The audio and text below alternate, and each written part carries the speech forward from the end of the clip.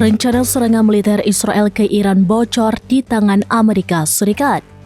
Hal itu terjadi karena dukungan intelijen Amerika Serikat itu beredar ke publik. Dilansir The Guardian, dokumen tertanggal 15 dan 16 Oktober itu mulai viral sejak Jumat 18 Oktober setelah diunggah akun Telegram Middle East Spectator.